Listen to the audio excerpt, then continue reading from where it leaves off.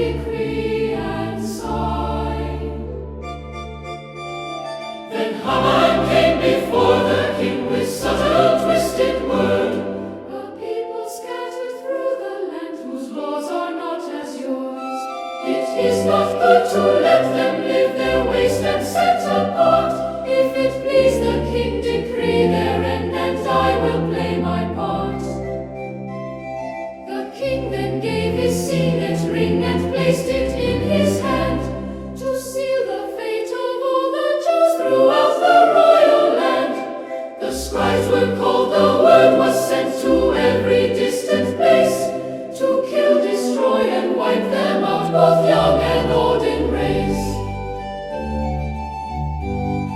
In Susa's streets confusion spread as sorrow filled the air, while king and Haman calmly sat as though no grief was there.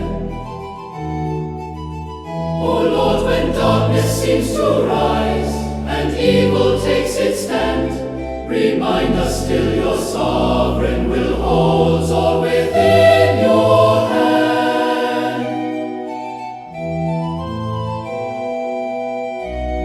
For though the lots be cast by men and plans in secret made, your purpose stands through every